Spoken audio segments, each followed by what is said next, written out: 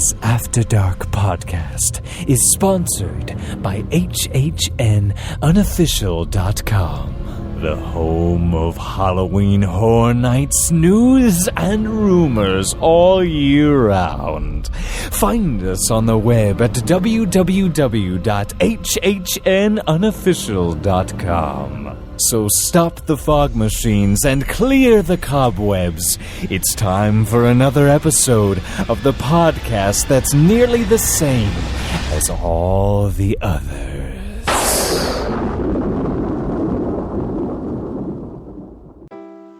Wendy Presser at Magical Journeys Travel is proud to be a sponsor of the After Dark Podcast Network. Whether you've been to Disney 1 or 100 times, there's still lots of planning involved. Let Wendy be the one up at midnight when your window opens to get that Be Our Guest reservation or that coveted Anna and Elsa fastpass for your own princess. Mention that you heard this ad on one of our podcasts and get $25 off your deposit with any trip package. Be sure to ask about her generous onboard credits for Disney Cruise Lines as well. Find her on Twitter at WPMagicJourneys or WPMagicJourneys.com.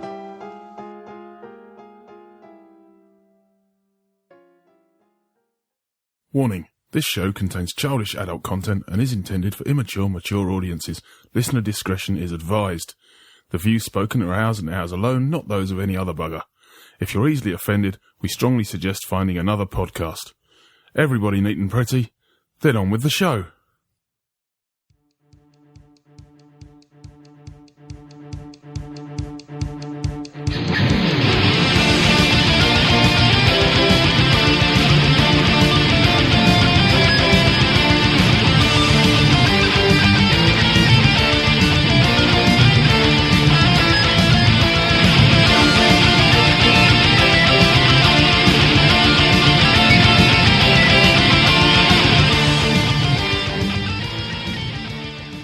Welcome to another edition of Dis After Dark. I am Nick, and thank you very much again for joining us. This week we are joined by Miss Amanda. Hi. We are joined by the bombastic bad boy P-Dubs. Hello. And we are joined... That didn't sound very bombastic. It didn't sound... considering I went the extra mile there, I'm quite disappointed with that. And joining us after getting a plane back from Pandora is Mr. Paul Dolan. That was a bloody long flight in economy from Pandora. I think it's about 7 light years. Was it Banshee Airways? Oh yeah, all the way. Hey, look at that, showing I've got some knowledge about Avatar. Look at me. Or an Ikran Airways. Oh, is that what it is? To get technical. Okay. Well, it's both. They say both. It's a Banshee or it's an Ikran. Yeah, because actually I saw some on-ride footage the other day of the flight, and yeah, they say that in the video, don't they? They called it both names. So you're quite right. Yeah.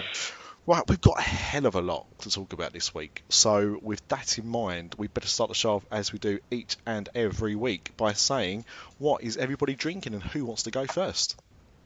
I've already gone first. Sorry. Guess what I'm drinking. So what are you going I'm for? off best. So what are you going for, Mr. D? Copperberg. I'm on the Copperberg. Won my third one.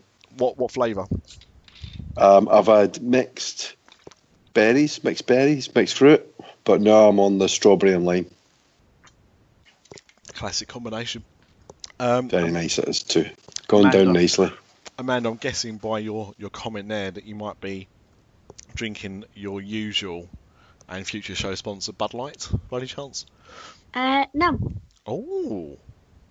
I'm drinking regular Budweiser. The Bud Light has run out. Well, I just couldn't be bothered going to Tesco to buy any, really, so I went to a different shop and they only had this. But have you seen that there's a Bud Light advert now on TV? I have not, but I just want to mention, before anyone sues us, other supermarkets are, of course, available. There's an advert, is there? Yeah, it's the same one that was on years ago for regular Budweiser, the one with the frogs. Oh, Louis. Ah, I've seen the online advert of the frogs, but I haven't seen it on TV. So that's interesting. So they're actually promoting it this time, because the last time we got Bud Light over here for about, 8 or 9 months, it just appeared. there was no advertising, no social media presence or anything. So, looks like they're actually giving it a good go this year. So that's interesting. We'll see how that goes. Paul Dubs, what are you drinking? Right, now that the training's in full gear, I am drinking a nice cold bottle of Lucozade. Oh God, I can't do this. Well, I don't mind orange Lucozade, I'll be honest, but regular Lucozade just doesn't do it for me at all. Well, it's not the regular one. It's I've got the Caribbean Punch thing. Ooh, ka-chow. Yeah. We've got a friend that's helping us do some home repairs at the moment, and he is like a family friend, and he's got to be about 71, 72, but he acts like a 25-year-old in what he's actually capable of. He's just a complete workhorse, but he lives on Lucozade. Like, he must drink about 2 or 3 bottles while he's over for a few hours. It's crazy. Keeps him going. How does he sleep? Badly. Clearly. I'd assume. I am drinking because I can only go to my local shops today. I've ended up with an unusual choice for me, but not for many others, and that's Orange Tango. Bit classic. Bit northern. I feel like I haven't had Tango for like 10 years. It's good. It's nice for a change. I prefer Cherry Tango out of all of them. No, actually, Apple Cherry Orange is my preference, but you don't get apple or cherry very much. You have to kind of look out for it. So. Apple Tango is the worst. Right, we're not talking to Amanda anymore. I'm in control. I can mute her, so that's good. So, as I mentioned, there was a lot of things that have happened over the last week or so. It's crazy that we can now do a podcast on an almost weekly basis, and there's lots of stuff to talk about, which I think is quite phenomenal. I also think we should advertise the fact that we're probably the UK's only almost weekly podcast as well for Disney. Rather than just bi-monthly rubbish that some of our competitors do on monthly. So, maybe we should get out on a t-shirt. Now, where should we start?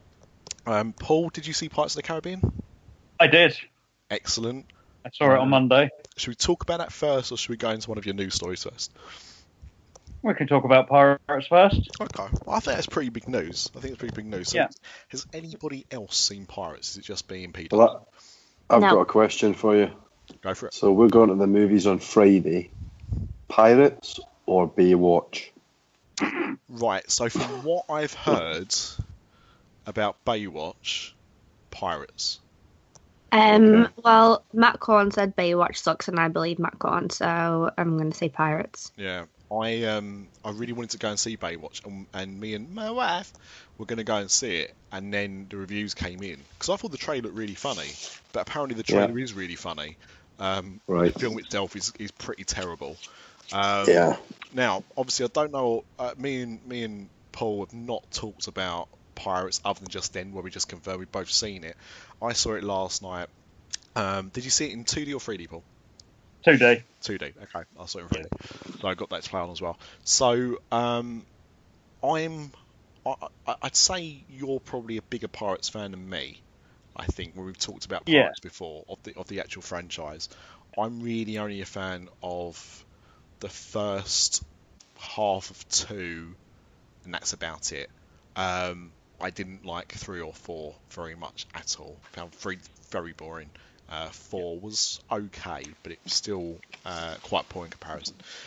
So that's how I feel about the Pirates franchise. And I saw the trailer for this one. I was quite excited for it. I actually thought it looked pretty decent. And so we went to see it, as I said, last night. Personally, I really enjoyed it. I was actually quite surprised in how much I enjoyed it. It kind of... Okay, I didn't have high expectations, but it exceeded the expectations I had. And it felt like the first, for me at least, truly good sequel to a Pirates film. I would agree. Oh, interesting.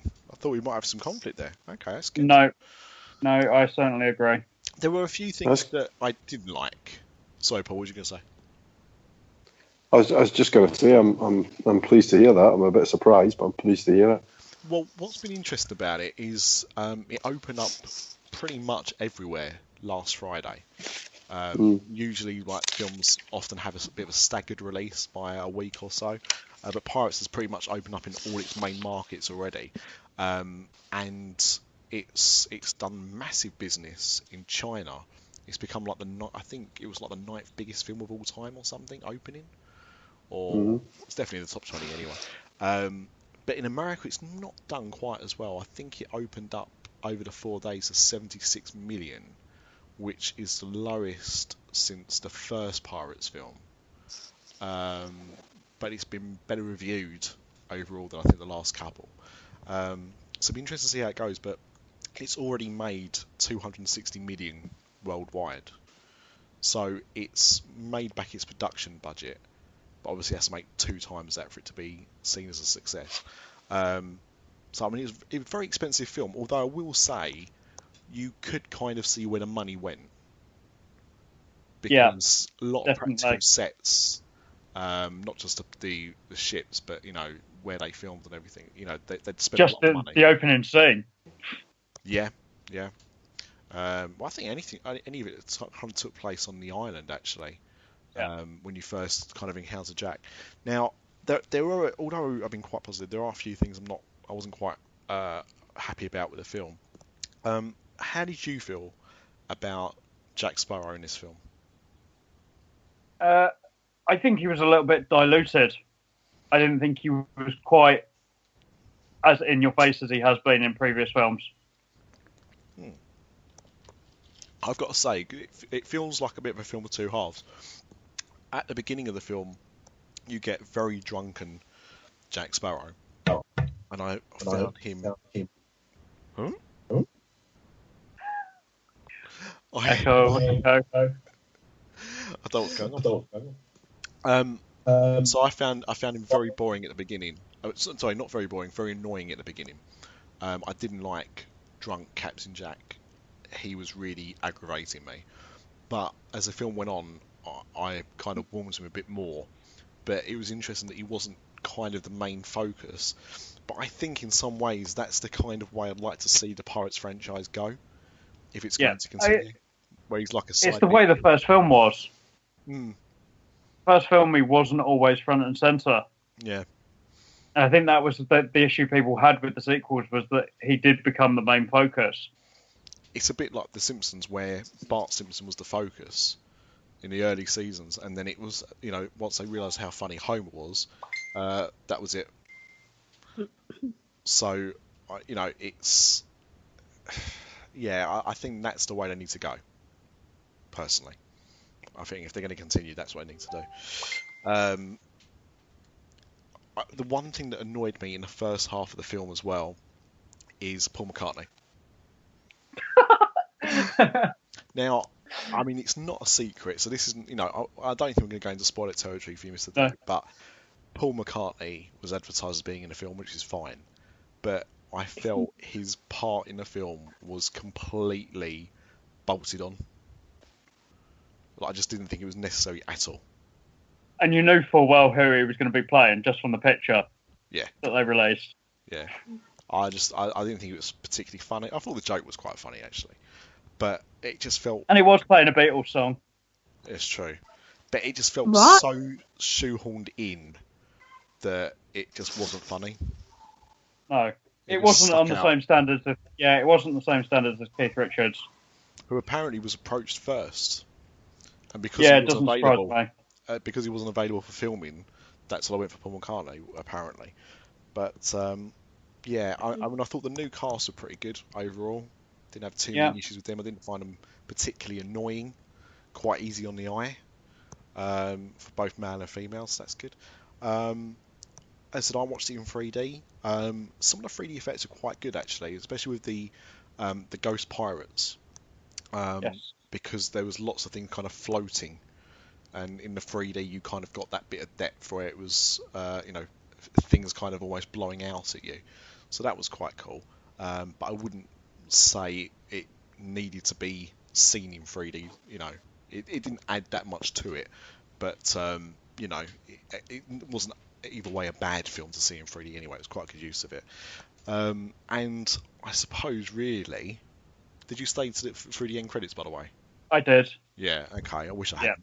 hadn't. But it does lead the way. You know, the whole film to me, it's strange because it feels like the end, Yeah. but also a new beginning, which is a bit of an oxymoron, but that's what it is.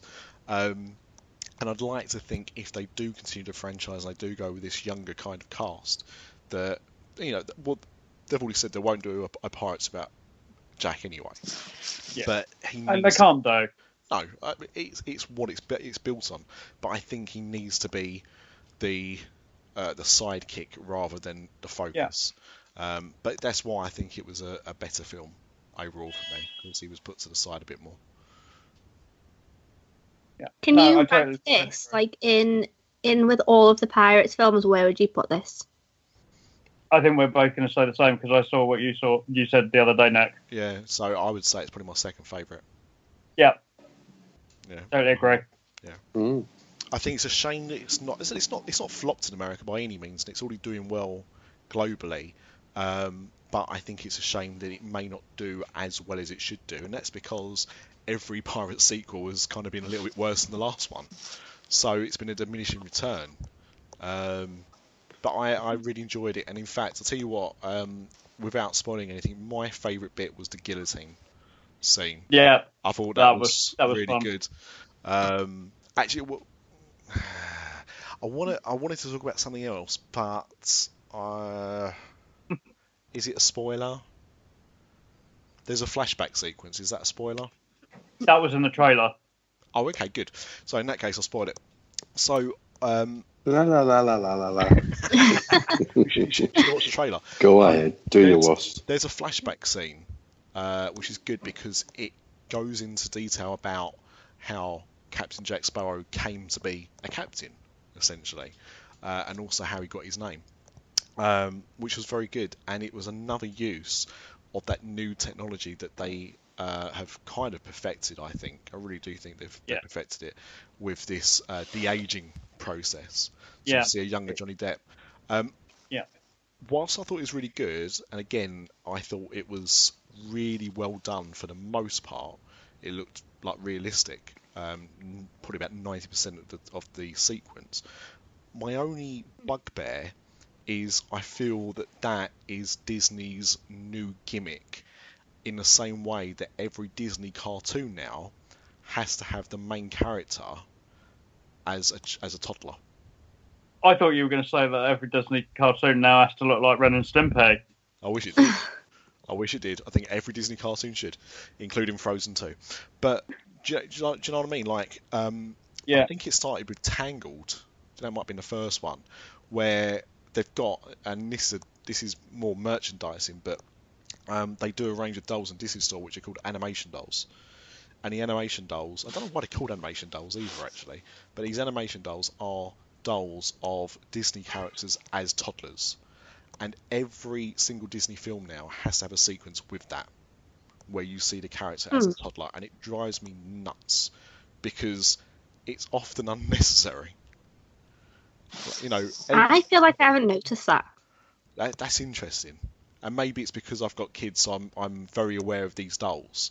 Every time you go into a Disney store, there's a new Disney film, there's one of those out. So, you know, Moana, there's one. Frozen, you get the two girls. Tangled, as I said. Princess and the Frog was another one. So it seems to be like a continuing theme in all of these Disney films now, that they have to do that. And I'm feeling that this de-aging process is what they're now having to do. They have to do a flashback in every Marvel or Disney film to show this technology off. It's 3 Marvel films now have done it out of about the last 6. Which seems a bit of an overkill. Yeah, and I mean it's great, but I'm just worried it's going to be a bit too much. See, they did it in Rogue One as well, obviously, but Rogue One makes complete sense because it's a prequel, so it's not a flashback. But they just seem to try and shoehorn this stuff in. Yeah, it's great, but I don't really feel it's that necessary. To be honest, the only film I wish they'd go back and do it to is Tron, because when you go back and see Tron Legacy, I mean, it looks so shit in comparison to what they can now do with it, and that's over 7 years that's changed to what it's become now. So that's something. But anyway, so these two guys, we give Pirates a thumbs up. So give it a go. That's what we say. Good stuff. Now, Mr. D, you've been away. Yeah. You've had an excellent time. You've also done some lovely bits of audio that we put out as little bonus episodes. So, although you've gone into a bit of detail with some stuff, please tell us about your time. Okay, happy to. Yeah. So it was a little bit of a different trip for us. I think most people know that my youngest daughter is working there as a cast member in Epcot. So myself and my wife, Kerry, we visited Heather, and she booked us the Coronado Springs, and Heather actually stayed with us in Coronado Springs. Have any of you guys stayed there? That's the first time we'd stayed there. No, never done it. No.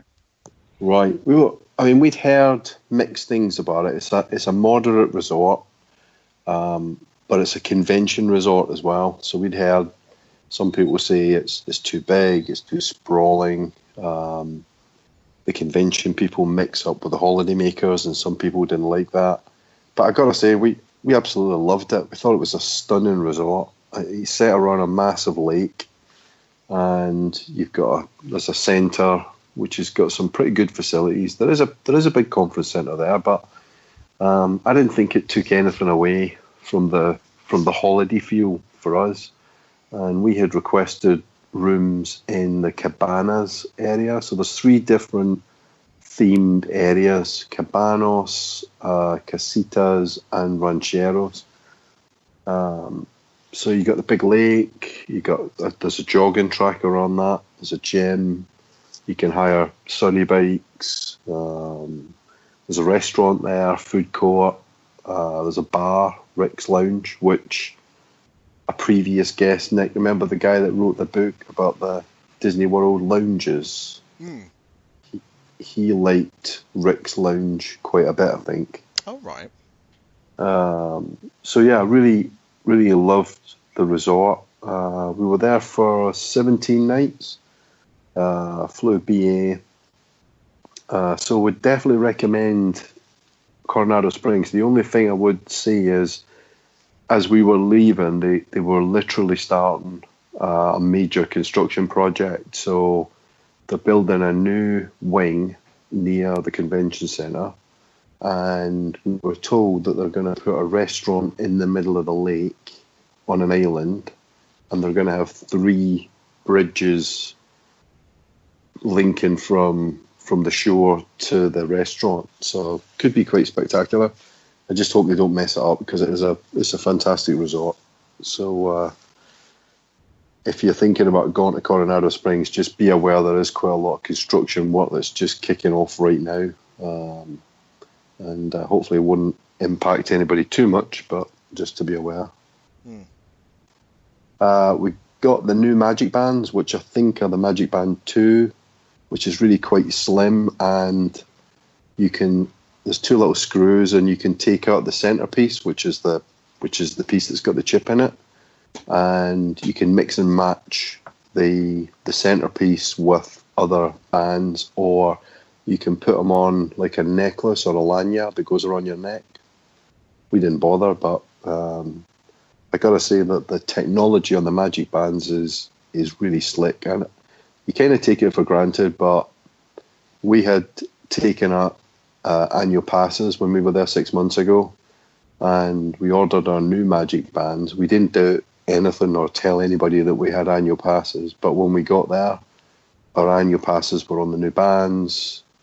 You can obviously use them for going into the parks, for buying stuff, as a room key, for your fast passes, for your photo pass. I mean, it is so slick and seamless that you don't even really notice it, and very impressive, I thought.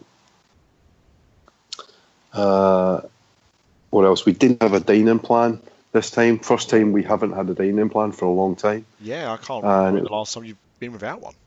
Yeah, but it was good. It was different. I mean, I did actually keep all the receipts just so I could add them up and see what it looks like. But I haven't done that yet. I'm going to do it. But from the few days that I have done, it didn't look much different between the dining plan and just buying stuff. I mean, we tended to have breakfast in our room, or actually, we kept the stuff in the room, but we went down to we were right by a local quiet pool, so we'd have breakfast by the pool in the morning. And then we just buy a counter service lunch. We didn't tend to buy much else. We didn't buy any desserts at lunchtime. And we did tend to go for a meal at night. Usually it was a table service. So I guess we kind of ate in a similar fashion to how we would have eaten with a dining plan.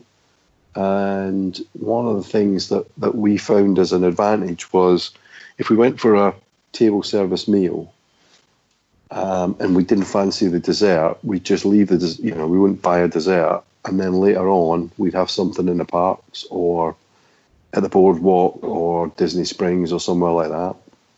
So consequently, I think I overdosed on ice cream during the holiday.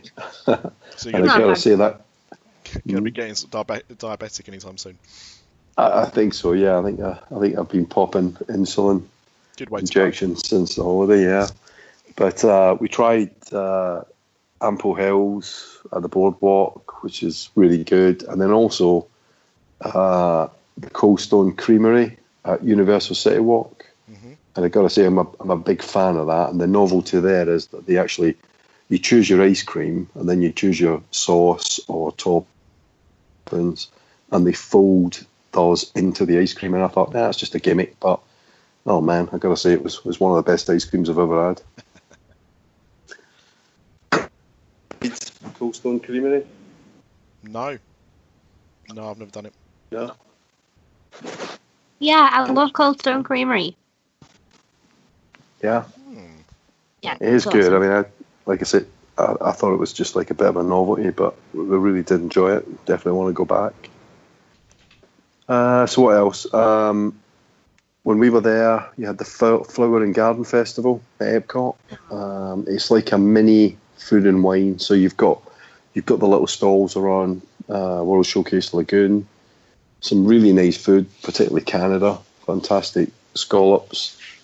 But it doesn't have anything like the crowds. I mean, it isn't as big either, but still there's a fair number of countries and booths.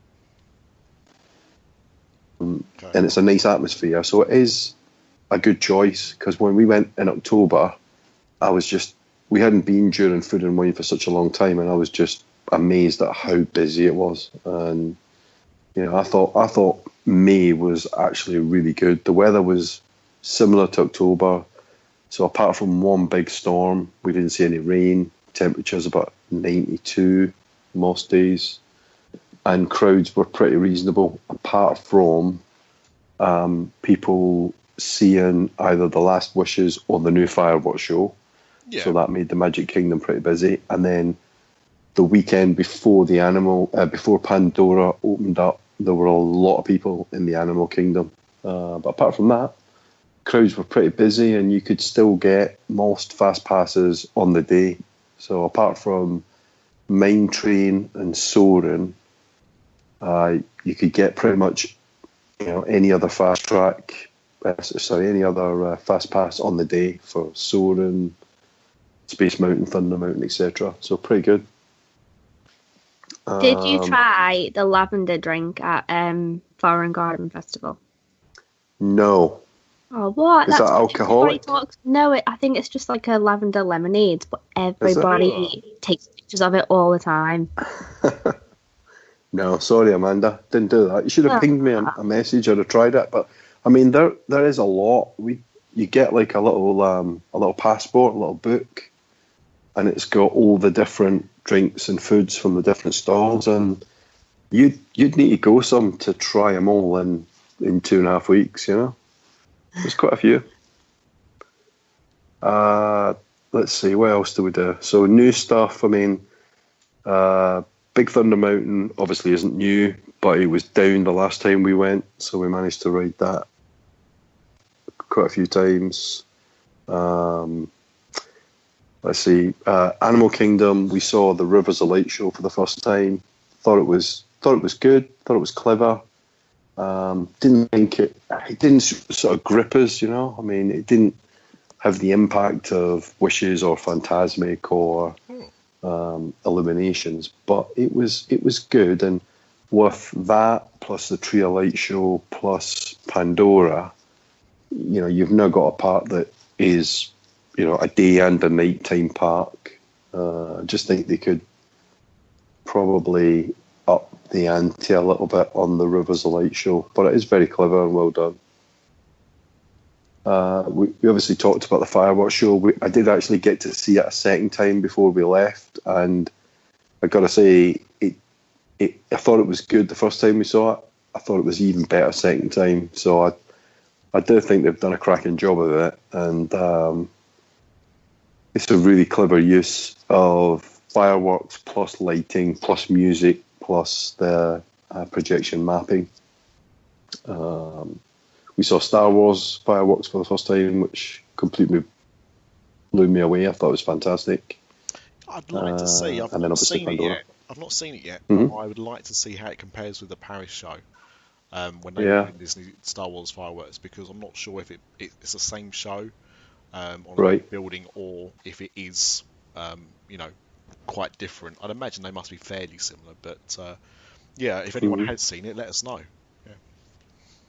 Yeah, I mean, I just really impressed by it. I thought it was very clever, well done, fantastic music. You know, we got a prime position right between the two big towers in front of the Chinese theatre, and you know, when the music starts up, it's kind of, you know, it's big, it's loud, and you know, all of the family, including Kerry's kind of, you know, 5 out of 10 Star Wars fan. She's not, you know, she's not you over the top. Yeah, she's not like hardcore, but she loved it. She thought it was great. So really good. And that, I think that's one thing I would say, and it's kind of interesting because I picked up something today that there's going to be a new Harry Potter nighttime show at Universal.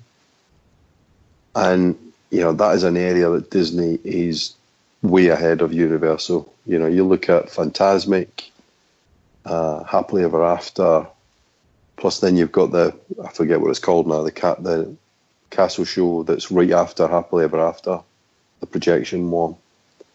And then you've got Illuminations, to some extent Rivers of Light.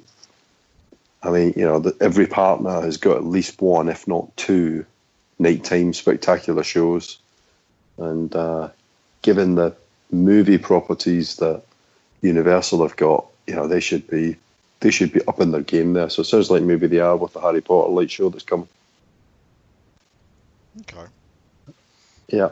What else? Obviously, we did get to see Pandora, and you know, we talked about that quite a bit. But I did want to say again, you know, just how good that Flight of Passage ride is. It is amazing. I thought it was just breathtaking, you know. It's quite funny you say that, because obviously Pandora has now officially opened just after you left, which was good timing for you. Yeah. Now, before the ride opened, and it was been in the soft previews, I've heard very mixed things about the attraction. And before Guardians Mission Breakout opened in California, and it was in soft opening, there was some very mixed reactions to that as well, or even poor reactions to both attractions, actually, not just mixed. And yet now both attractions are fully open, I see hardly any negative stuff at all. So I don't know if things have improved in that soft opening period or not. But now both attractions are open, both of them seem to be, really getting full of praise. Yeah, I mean, I would say, well, we know that they were having some technical problems the week before we saw it. They told us that the boat ride was definitely going to be running, but the flight ride maybe not. But the day that we experienced it, we didn't see any issues. And then also, I think if you don't like confined spaces, it's not a confined space, but when the sort of barrier or the restraints come behind your leg and behind your back. That might concern some people. And then, as I think I said in the recording I did, if you've got motion sickness, it could be a ride that will cause you some trouble.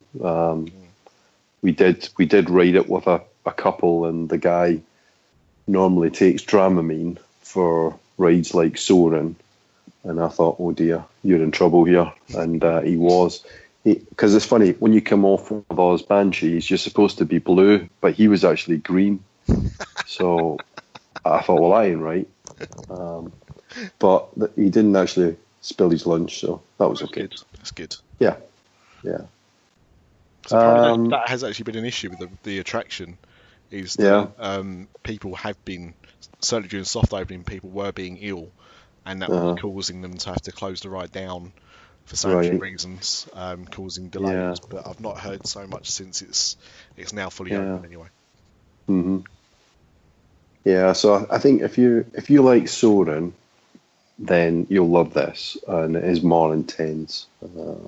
Just really good. What else? We did a few new restaurants. I gotta say, we saw Disney Springs the last time we were there 6 months ago, but it's continued to improve, and they've done a really nice job at Disney Springs. I mean, I know it's shopping and restaurants, so it's not a theme park, but that new central area, the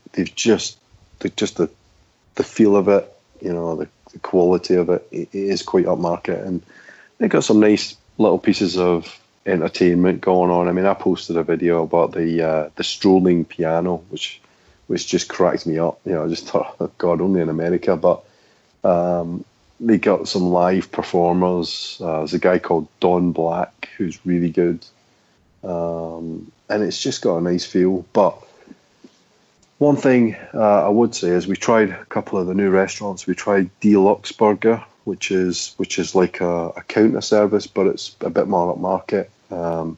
They haven't got a huge menu, and it's burgers, but they've got a couple of different kinds. And then right beside that, you've got Blaze Pizza, which is the same. It's a counter service. Create your own pizza, and they got salads and a few other things. Fantastic pizza, best pizza I've tasted in Disney World, hands down. Wow. So we ate there twice. We ate in Deluxe Burger twice, both times. Really good food.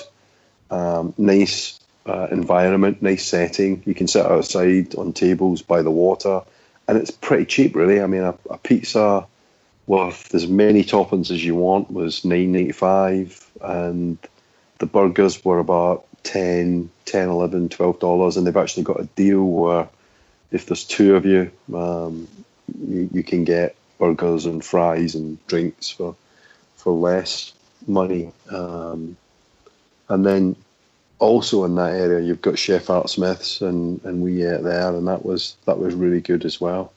But one thing we thought we saw was just maybe a trend towards more upmarket quick service dining, because there were those restaurants that I've just talked about, but then the ABC commissary in the studios, that's got a separate evening menu, which includes things like steak, and you order your food, and you get like a buzzer or a flag, and then they bring the food to your table, and they've got napkins, and it's actually plastic cutlery, but it's silver plastic cutlery.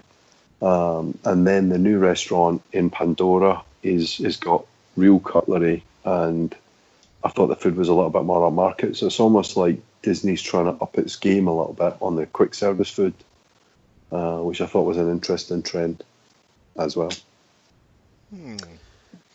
Yeah, Which I think that might paint a dining plan a bit more, because I'm sure there's a statistic that said that if you, and obviously you'll get more of an idea when you get around to doing your receipt, but I think unless you're dining at the higher end counter service places or deluxe restaurants, you don't really ever make your money back on the dining plan, what it costs, what you would actually pay out, and you end up either with a load of snack credits you don't use, or just overeating because you paid for it. Yeah.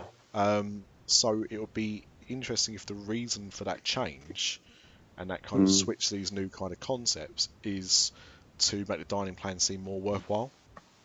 Yeah. I mean, based on the first couple of days when I did actually total up the receipts, it didn't look like there was much in it from a cost point of view. It looked like the dining plan was fairly good value for money, and I think part of that also is the costs have gone up. So to buy a counter service meal, they were kind of $13-15 just for the main course, and then you've got to buy a drink on top of that.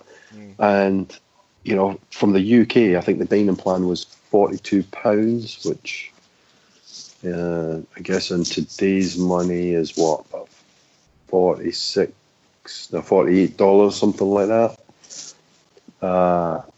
Main courses in a table service restaurant, low cost one is probably low 20s up to mid 30s. Yep. So it doesn't actually take much in a day to get up to that sort of $46, $48 per day range. And there is a bit more flexibility now because you don't need to take the dessert at lunch. You get an extra snack instead of that, which I think most people are liking. So it's I don't know. I think the dining plan is a relatively good option. I think it's actually, but that might be because the cost to buy the food has actually gone up, and the dining plan maybe hasn't gone up quite as much. So that was kind of the highlights of the trip. Fantastic trip. Really enjoyed it. We did go to Universal. We did a day at Universal. So we tried to hit both parks. And I got to say that we did quite well, really. Crowds were low. We went on a Monday, I think. And we got straight on call. We rode Forbidden Journey. Then we jumped on the Hogwarts Express to the Studios Park. We rode the new Jimmy Fallon ride, Amanda. Did you love it? I liked it. I wouldn't say I loved it, but I did like it. But then I don't know all of the in-jokes. Aww. So we when we lived in the States, we used to watch those late night talk show programs, but we haven't watched for God knows how long. But I thought it was good. I thought it was quite clever and quite funny. One thing I really liked, and it was the live entertainment as part of the ride. Yeah. The singers, what are they called? The Glamorous Girls or something? The Ragtime Girls. Right, something like that. Even though it's men. But that was something I wanted to say. I don't know if you noticed this, but we certainly noticed a lot of more live entertainment in the studios, Universal Studios in particular. Definitely. Like, it was something that I wanted to bring up on the next episode of Universal After Dark, but there was definitely a lot more presence of live entertainment. Definitely. Yeah, absolutely. I mean, it just jumped out as, okay, that one was a little bit different because it was integrated into the Jimmy Fallon ride, but there were lots of characters walking around. In particular, Beetlejuice was hanging around the Halloween Horror Nights. It's strange that you say show. that, because usually I'm around Beetlejuice all the time, and I didn't see Beetlejuice one time, and I was there all day, every day for 9 days, and I didn't see Beetlejuice once. Yeah. No, he was there the whole time, but sometimes he was inside the show in the pre-show area, and he actually had a big it was like a throne there, and that was where you could get your photograph taken. But then sometimes he was outside dancing, trying to get people to come in. But he was there the whole day, and we saw a couple of different live bands and lots of characters. I'm sure I'm missing something, but yeah, just lots of live entertainment, which I think is fantastic. And I definitely think Disney made a mistake when they cut costs and took some of that out of the parks, and I would love to see them put that back in again. Definitely. Yeah. So yeah, great. Can heartily recommend May as a time to go, and I can heartily recommend Coronado Springs. I wish I could heartily recommend Advantage Car Hire, but no, definitely not. We had an incident, quite a serious incident actually. Well, I noticed some. Thankfully, other car hire places are available. But what happened, Paul? Yeah, well, we picked up this car. It had only done 6,000 miles. We had it for about a week. I mean, we took a fairly long trip in it a couple of days before we had the problem. We went down to Venice and Sarasota. And then we noticed this warning light came on, and it was a fairly innocent-looking light. And we pulled out the handbook, and it just said it was something to do with the emission system. But it didn't seem to be anything particularly serious. And then I'd moved the car at one point, and my daughter had noticed some oil under it. And we happened to be away from the resort. We were in the middle of Orlando at the time.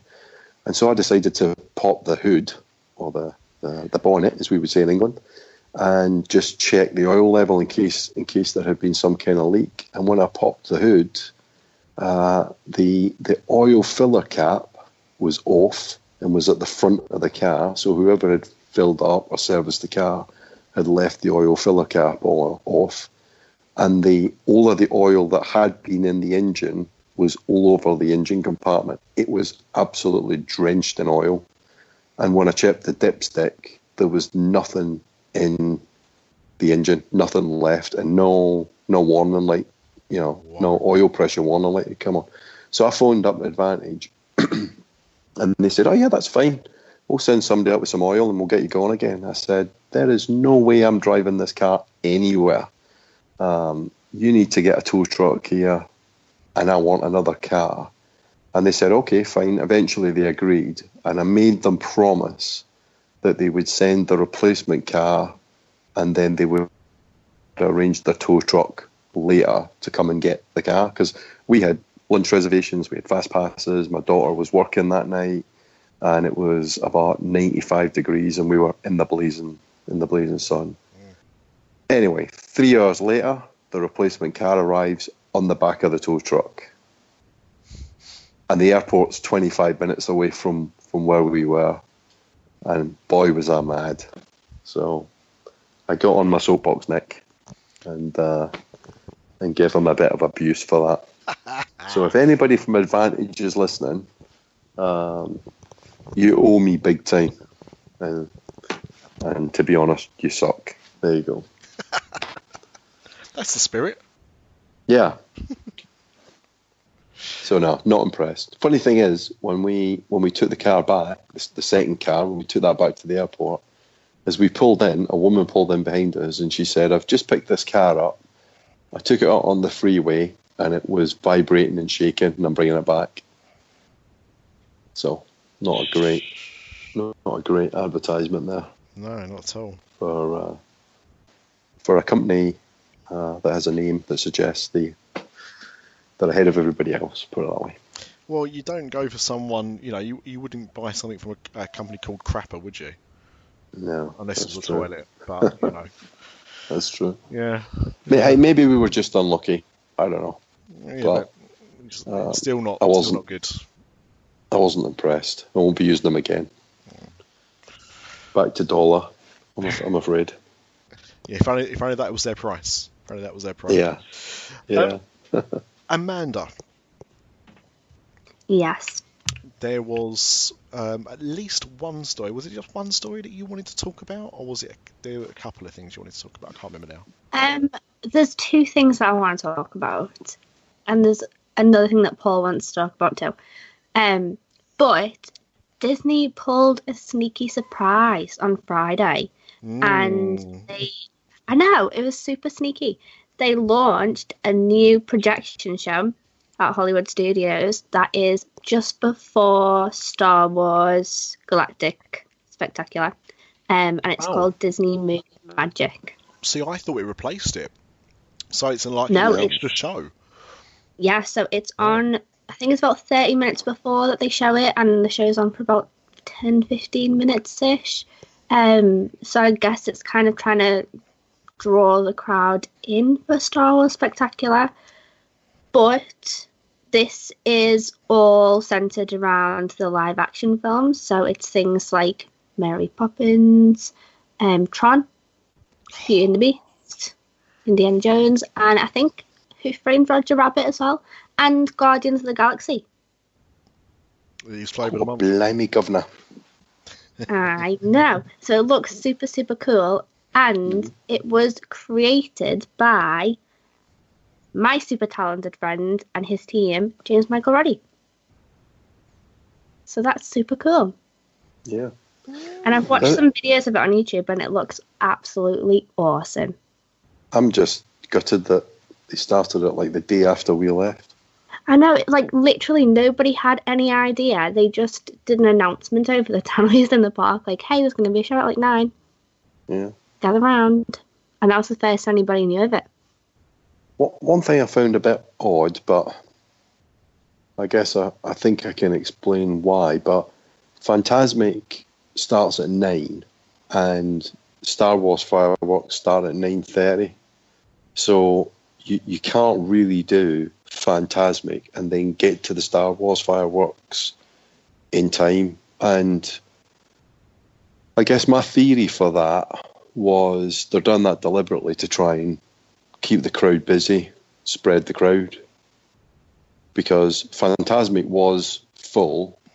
But I did think that it is a little bit unfair, because if you're only there for, say, a couple of days and you visit the studios and you've only got one evening at the studios, you've either got to choose between Fantasmic or the Star Wars fireworks, or you've got to do something that I've never seen done before, which is 5 or 10 minutes before the end of Fantasmic, there's a load of people leaving the show. And I'm sure they're leaving to get to the Star Wars fireworks. Wow.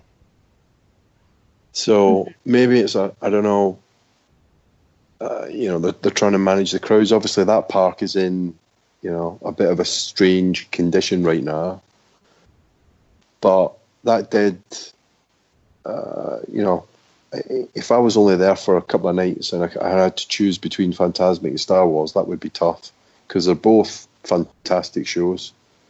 And now that they've added this other show, it's kind of interesting, because now you can't do that really. You're going to choose between the movie show and Star Wars or Fantasmic. So this could help, I guess. Do you feel like this is them trying to get people to come back for multiple nights?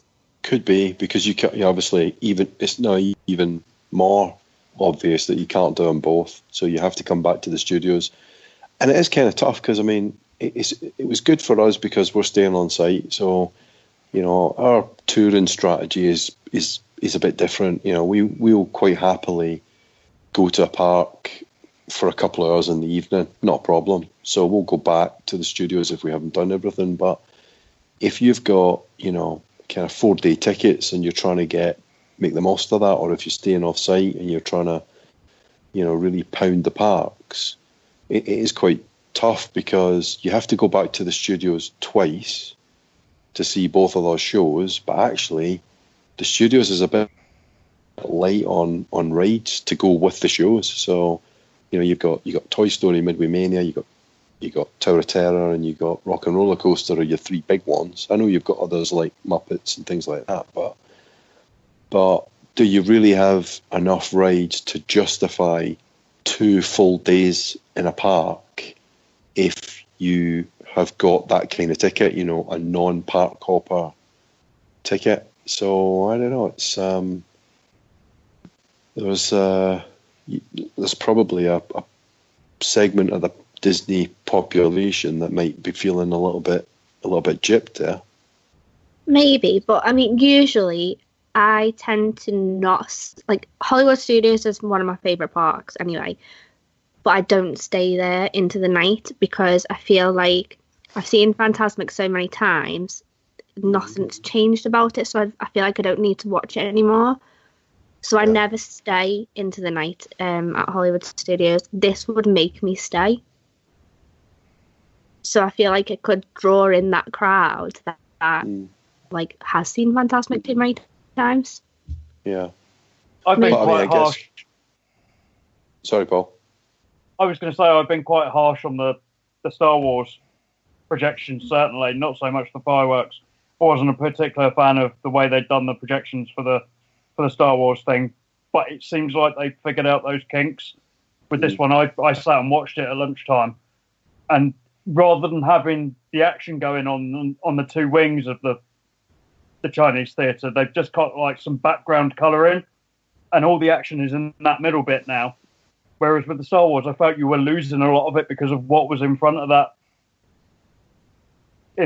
theatre, with the palm trees and the two signs right smack bang on either side. And I was quite harsh about it. I'm not going to beat around the bush, but this time they seem to have figured it out. And for me, and alongside the other thing we're going to talk about in a minute, this is exactly what Hollywood Studios is. You're meant to feel like you were in those movies or behind the scenes on those movies. And these two new things seem to have got that exactly right for me. Yeah, that's a really good point. I'm really pleased about that they do seem to be, even though they may not be sticking purely with the original 1920s Hollywood theme, they are sticking with a movies theme, which I think is great. Exactly, and it is a really cool looking show. Usually I'm not really big on projection shows, but I sat and watched this on Saturday on YouTube, obviously not in real life.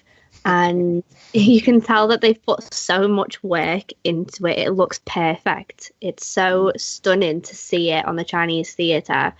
Everything works really well together. All the clips work really well together. The music's fantastic. I love it. I can't wait to see it. Yeah. Yep. Are we going to talk Guardians of the Galaxy or not? Oh, right. Okay. Because I just wanted to say something at some point. So hang on. Before we get on to Guardians of the Galaxy talk, that reminds us that our one of our other shows on the After Dark Podcast Network is, of course, S.T.R.I.K.E, who have got a Guardians of the Galaxy 2 special. We have, released this evening, in fact.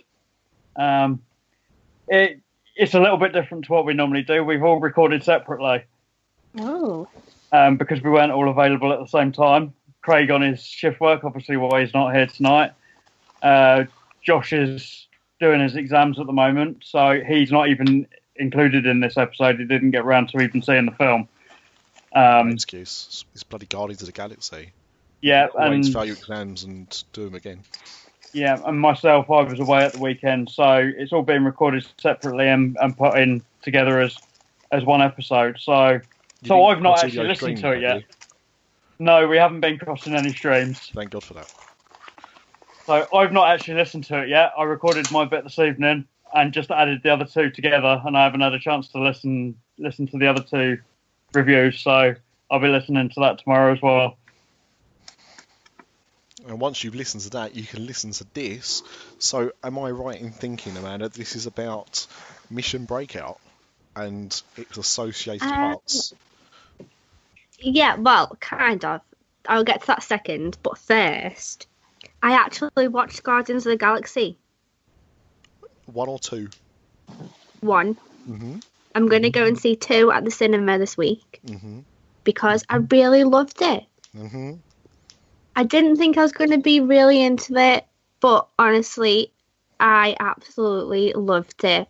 So as soon as I finished watching it, I went and watched a ride through of Mission Breakout because I thought usually I like to avoid ride spoilers, but I thought I'm probably not going to go to California anyway, so I'm going to watch it.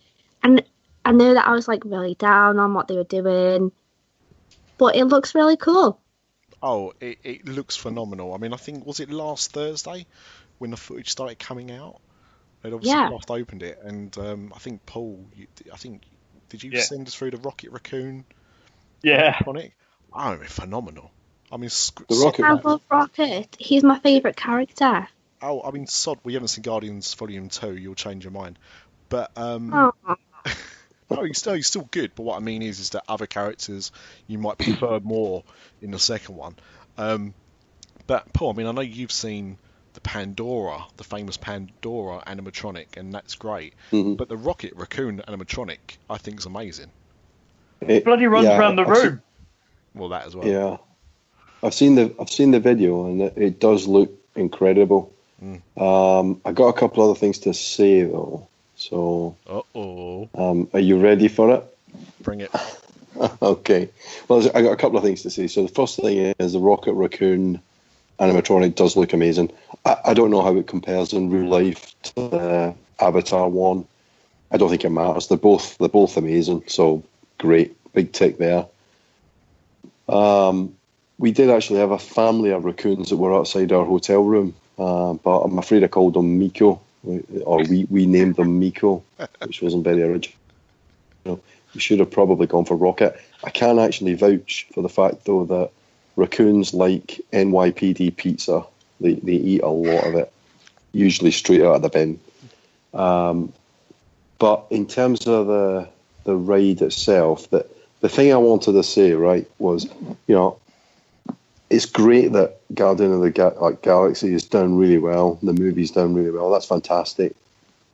And I'm glad the ride seems to be well received at California.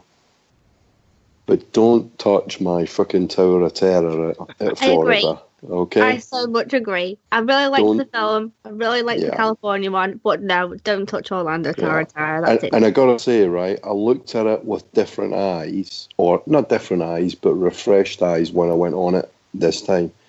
And I gotta say, it is a work of art, right? It is the best themed ride in Disney World, bar none. And scratch that, it's the best themed ride anywhere. It's absolutely amazing. And it doesn't matter that Twilight Zone isn't on TV now, because when we were there, that ride was packed. There was lots of kids on it. They were screaming their heads off on the ride. You don't need to know what the Twilight Tower is about. You get it. It's a spooky thing. You're in a ride. You drop. It's dark. It's fantastic. So don't touch it. Exactly. I feel like it works. Even if you had no idea what Twilight Zone was, you can get the idea of it from just the way that the ride's laid out. You don't need to have ever seen the TV show. But the thing fantastic. The thing is, I don't think either of you have been on the other version of the Tower of Terror. Yeah, I have. Yeah, I've been in the California one, and I've been on the Paris one, where the carriage doesn't come out.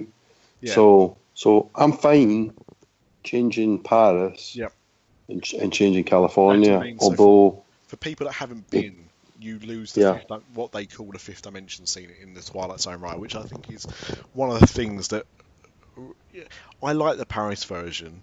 But when you've done the original version with that extra scene, it just adds so much more to the ride, I think, and makes it that bit more special.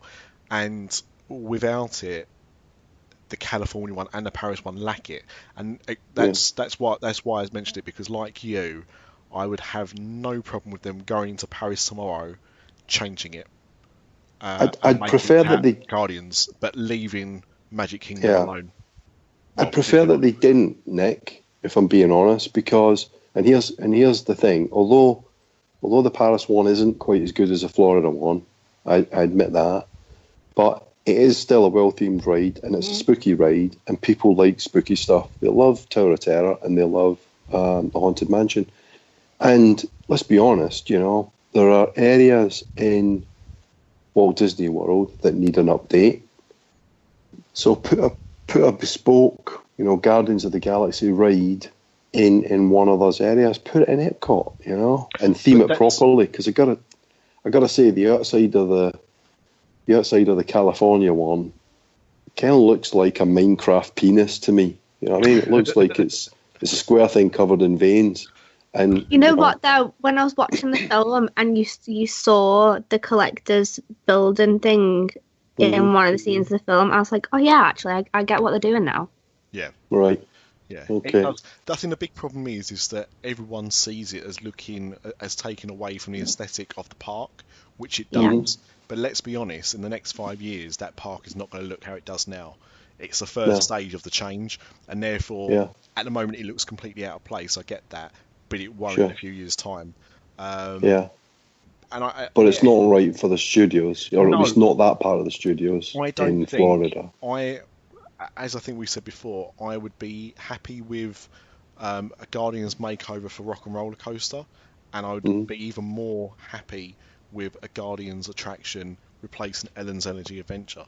And to be honest, I don't think it needs it. I think there's too much love for the Tower of Terror in Hollywood Studios. I really don't think it is going to go anywhere. I think it is... Even if, because I mean, the other thing we talked about this before is the Twilight Zone is a license. So even if in a few years' time they decide they don't want to pay the license fee anymore, they can still keep the ride without it being Twilight Zone. That's just a backstory. The ride itself isn't, they can adapt it if they need to. And still keep it, they'd have to change a few bits, but they can still keep it pretty much as it is.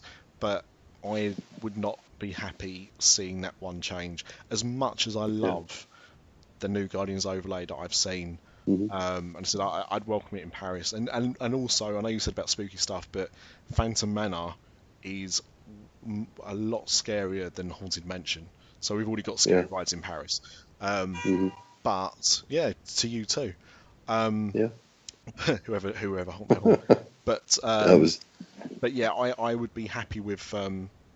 I'd be okay with it coming to Paris.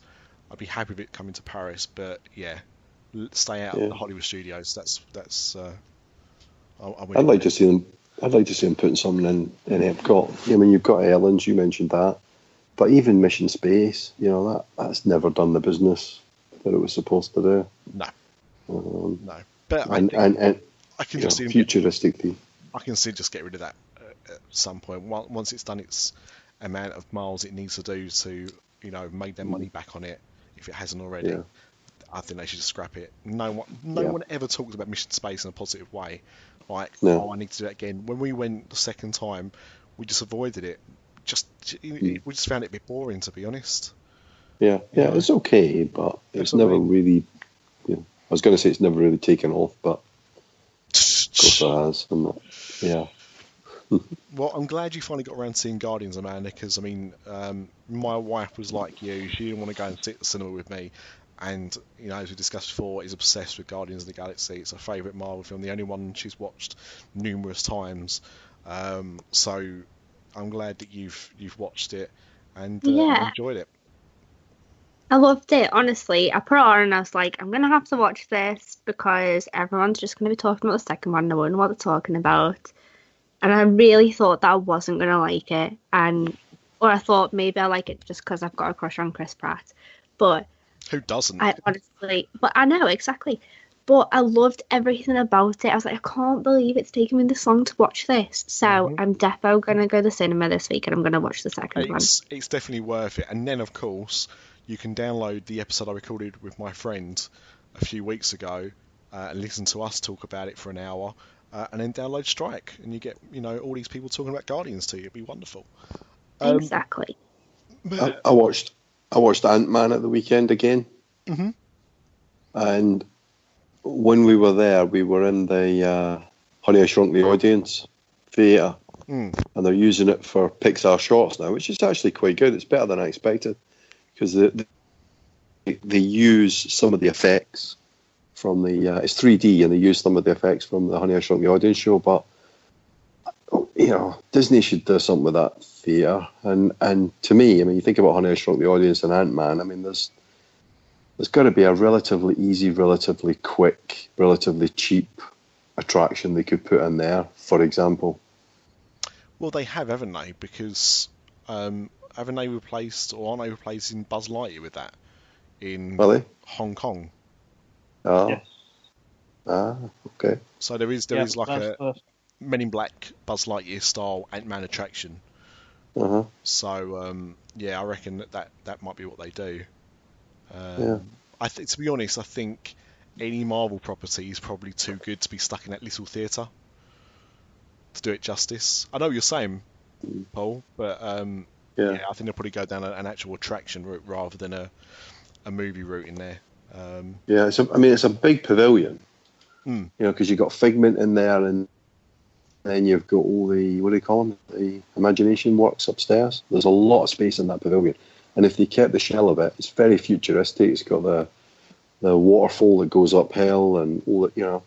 It looks amazing at night. So I'd like to see them do something with that building. But there's a big show building that goes behind that, I think. It could take quite a big attraction. There you go, Disney. Put something in there. Now, speaking about Disney putting stuff in places, P-dubs. Yes. Finally, the first look at Toy Story Land. It's only taken them a year. We now have a roller coaster. That's the first thing that's gone in, bizarrely, is the track. Nothing else. It's just everything else is just flat land at the moment, except for this bright red roller coaster track for the Slinky Dog coaster. So what I think is interesting, because I wrote it off originally as being the Paris version transferred over, or it's also in Hong Kong, isn't it? The same land there, but it is a different ride for Slinky Dog. Yeah, so, it's not just a round track. Yes, is it a little bit like the Barnstormer or something? Yes, that's what it looks like. Yeah. Okay. But that's more fun. It's a start. God, I hope it's longer than the Barnstormer. Because we did that this time for the first time, because it was empty, there wasn't a queue for it, and we did it. And honestly, if you queue for 3 minutes for the Barnstormer, that's 3 times longer than the ride. Right. So, God, I hope Slinky's longer than the Barnstormer. Gosh. It did look like it was longer. There's some twists and turns on it, so that's a plus. Good. Oh, was that? I thought it was going to be more to that. That's literally it. there is a track put in. Yeah, that is literally it. There's nothing else in that land yet, but it's due to open next summer, I believe. Which would be... Talking about Toy Story, there was something else that Disney slipped in, wasn't there? What's that? We talked about the movie show at the Chinese theatre, but they slipped in a Toy Story show in the Beauty and the Beast theatre as well last week. Is it a sing-along show? No, I don't think it is a sing-along show. They've got a live orchestra playing the music from the Pixar films, and introduce each character, they have have the director of the film and the conductor, the composer, talk about each bit of each film, and then the characters come out and introduce it. Oh. Yeah. Well, it's quite good. As a little, add-on thing. My friends saw the live Frozen show they have in, I think it's California Adventure. I'm sure that's where it's based. Yeah. And they sing-along one? Yeah, and they said it was terrible. And what was kind of weird about it as well, though not the reason why they hated it, obviously, because they're not UKIP supporters, is Anna was Chinese, Elsa was she African American? Yeah. And Hans was African American as well, and it just seemed a bit odd. Well, given the story, yeah. That's what I mean. Like, the thing is, I think, there was a little bit of uproar when they did the Harry Potter play, and they had Hermione played by a black woman, but it's, it was never kind of distinguished what any of the characters were, really, in terms of ethnicity. but on a production based on, 1800s Norway, there probably wasn't that many Chinese people or black people there at the time. Wouldn't have thought so. No. So it's it's a bit odd, but yeah, I think it was just one of those. Just like they said, the singing wasn't particularly good either, and it just felt a little bit done on the cheap. She said it's almost like when you see those tribute shows advertised with like the Ice Princess instead of like Anna and Elsa. It kind of felt like that. It didn't feel real. But that does sound a bit different from the Frozen sing-along show at the Hollywood studios, because it was, the characters looked like the characters in the film. So we, having resisted it for 2 or 3 trips, we finally decided, let's go in and look at a Frozen sing-along show. And I gotta say, it was quite fun. But it depends on the audience. So if the audience are really into it, there was a huge group of teenage kids that were just letting it rip, well, they were letting it go, in fact. But it was all right. It was okay. It's quite good. Fair enough. Well, is that it? Have we come to the end? I believe so. Yeah. This is the end. This is the end. Yeah, this is the last episode of Dis After Dark. Well, no, hopefully not. But we've there was. I'm not going to talk about it because it might interfere. But there was a how to describe it? There was quite a controversial post. That's probably doing it right, about Disneyland Paris that went viral this week on a few around the UK, and we have reached out to the author of that article to come on and discuss it, which is being considered. So we might have that on an upcoming show. So I don't want to talk too much about that. At the end of this episode, I am going to do a little rant about a Facebook group, which hopefully it's intrigued you, because it should be quite interesting. It's a bit of an expose that I'm working on. So what? Yeah. So well, the thing is, I was going to do this now with everyone, but to be honest, I want to know the goss now. Well, you'll hear the goss, because the thing is, it's probably going to bore people, like whilst recording, but hopefully it will be quite entertaining when I actually talk about it. So I'm going to record it after we finish talking tonight, and I'm going to insert it into the show. So if that's not reason to continue listening after we say goodbye, then nothing will do.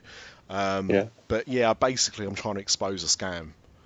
That's what's going on, so that should be quite interesting. But I'm so excited. It's like the little things you get at the end of the Marvel movies. You got to wait through the credits. That's right.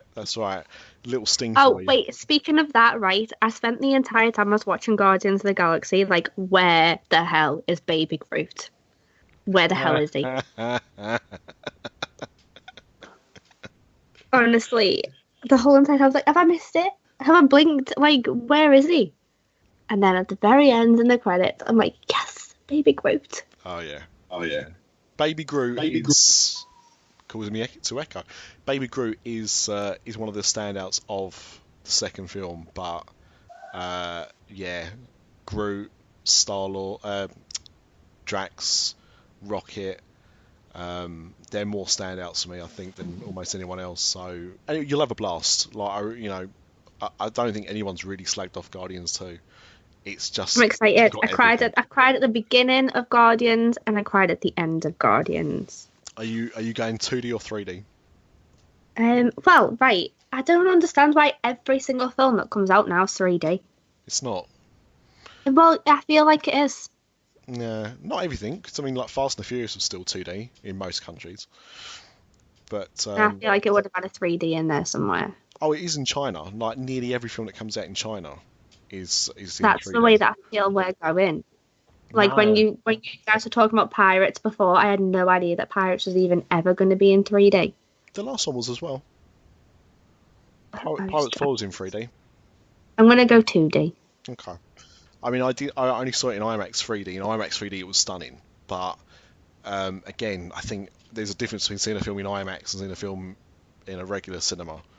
And it does make a difference to 3D as well. So as much as I like 3D, I've got a 3D TV and I've got a really good setup. I've got the lighting just right, everything looks good. Quite often, when I went to see Pirates Estate, it was horrible. It was one of the worst 3D experiences I'd seen for quite a while, until about halfway through the film, when I realised my glasses were a little bit dirty. I hadn't cleaned them properly before I left the house, and that's why the film was as dark as it was. I wanted to blame the cinema, and it actually turned out to be my glasses. But that does happen. So I think unless you know the cinema you're going to quite well and know what their 3D presentations are like, I would not always go to see a 3D film at the cinema, personally. But yeah, it was good in 3D. But I mean, you'll enjoy it anyway. It doesn't matter how you see it. It's a good film. I'm excited. Yeah. Cool. Well, on that bombshell, we'll leave it there. So we've already got something to look forward to on the next show. And man, there's a few Guardians too, if you're not already sick of it. Yeah, we'll see you all soon. I believe there's another Universal After Dark coming up. There will be. Yes. So you can listen out for that. And we will see you good people in about a week's time. Except for the people that are going to continue listening to this after I finish talking, when you'll hear the next bit of the show. So, goodbye. You need Bye. to put a whole long list of credits in, Nick, before you get to your soapbox bit. I might play the Men Behaving Badly theme tune like Boniface used to do.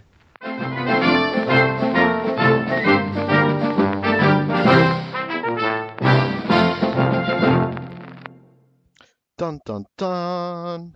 So, as I hinted just a couple of seconds ago, there was something I wanted to talk about. And the reason why I'm doing this alone and without the other co-hosts is they don't really know what this is about. And I didn't feel it was right to kind of get them involved in this and also listen to me discuss it when they've got no kind of basis. So I figured that if I did this on my own, no one else is affected. The blame is kind of on me, and that's fine. I can live with that. So what I wanted to talk about was, there's lots of Disney Facebook groups. We have a Facebook group. Many podcasts do. There are lots of different Facebook groups for Disney communities of different Disney parks and different Disney interests and films and whatever. And one of these ones that I was in and had a huge membership, about 18,000 or so, was a group called Disney World Junkies. Now, I'm in quite a few Disney groups. I don't always, if I'm honest, pay too much attention to everything that's going on.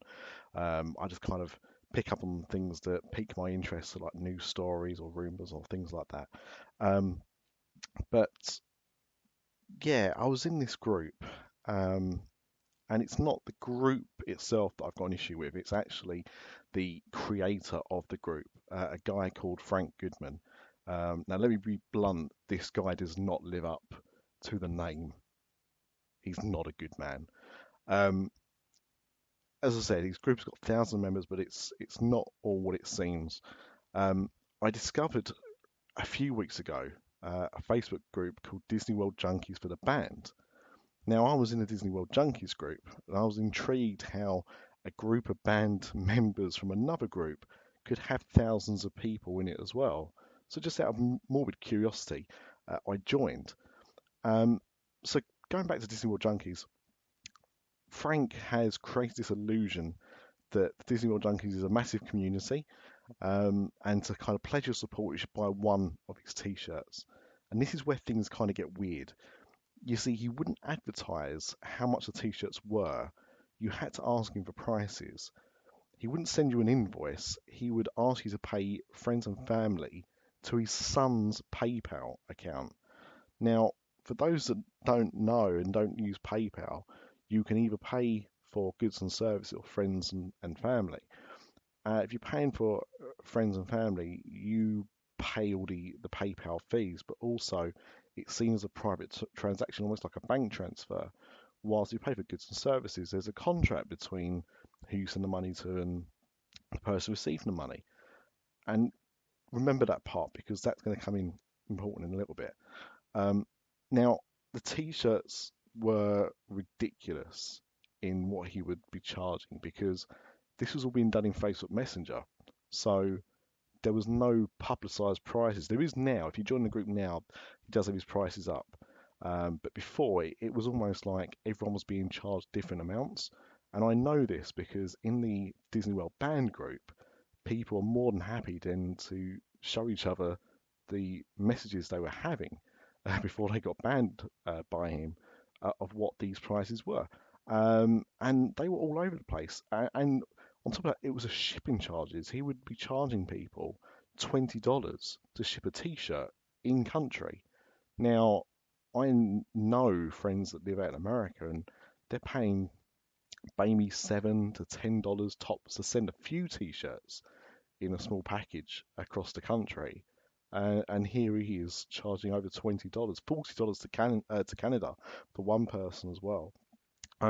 If you spoke to him expressing interest in buying one of his T-shirts, he would, kind of be entertained by that. But as soon as you kind of decided that you weren't going to go forward, or you weren't happy about something, he'd just block you. He'd block you and he'd take you out the group.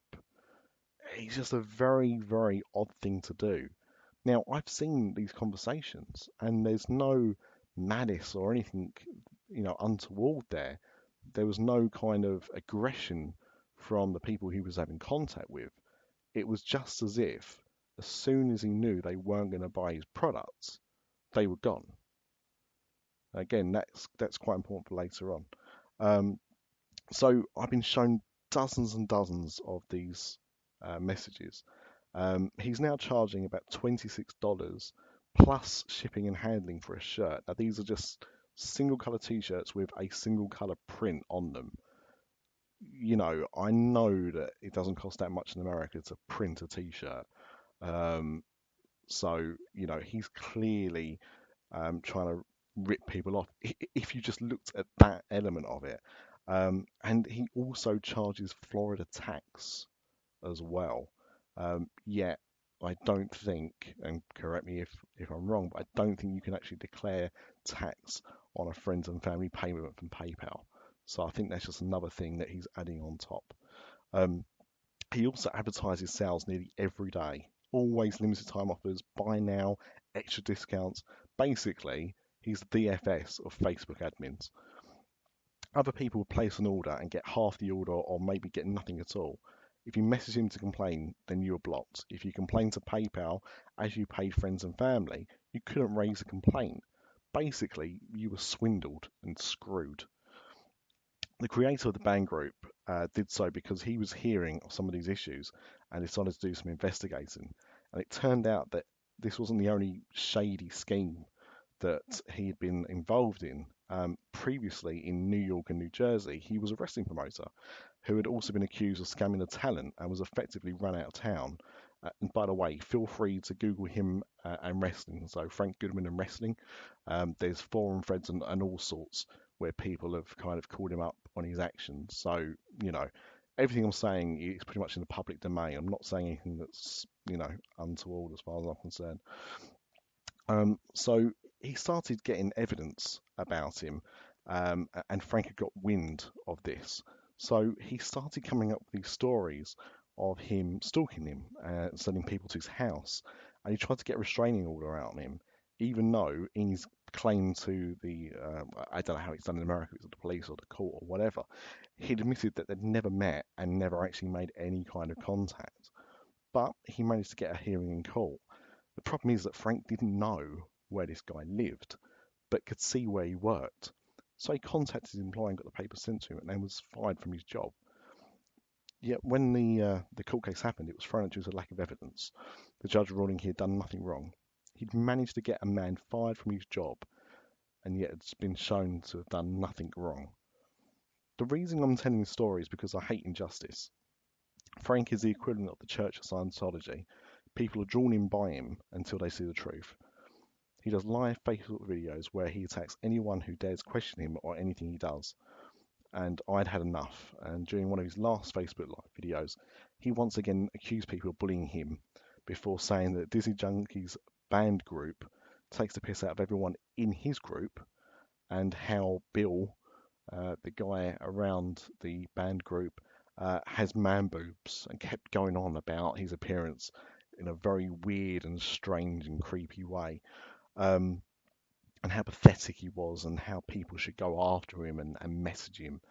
I just had enough. It was just a lie too far for me, because in the band group, no one's actually taking a piss out of anybody in the Facebook the Disney World Junkies group, because they were once there and they were sucked into it.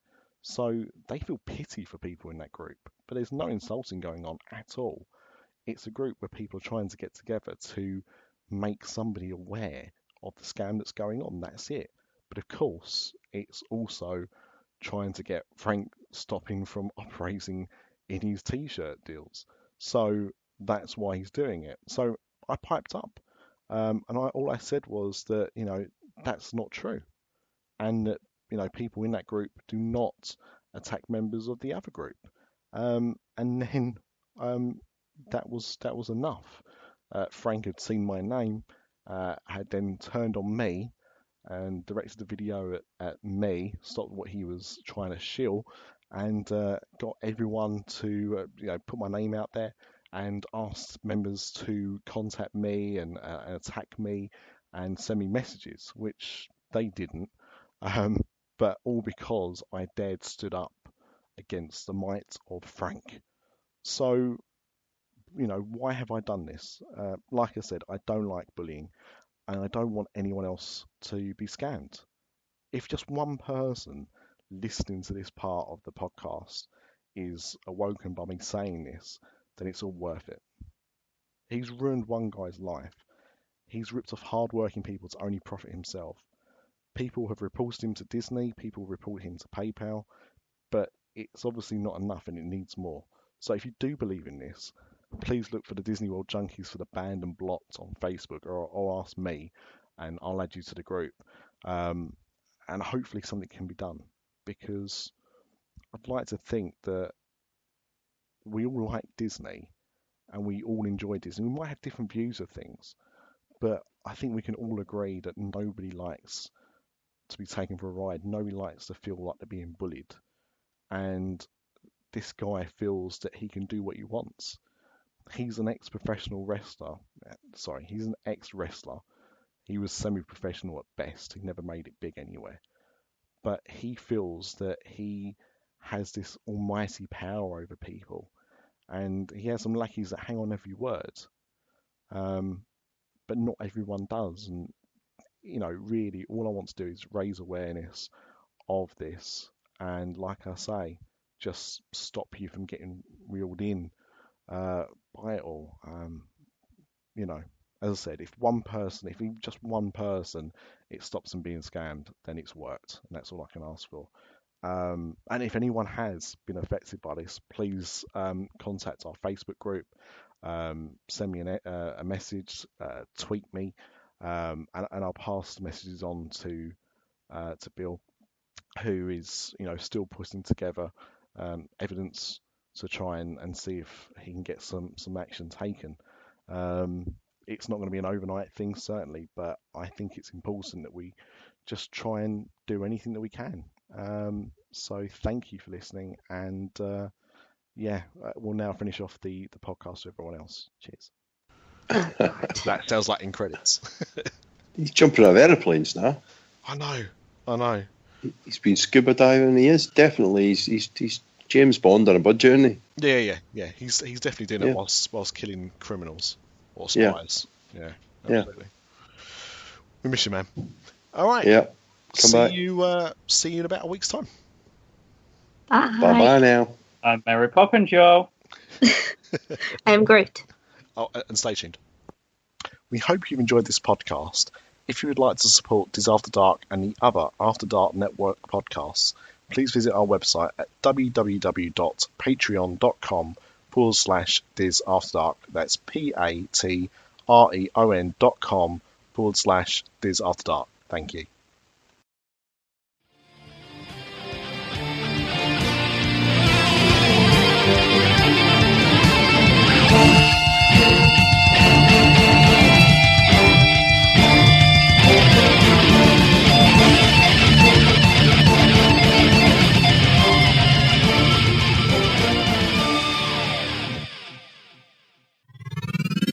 This podcast is part of the After Dark Podcast Network.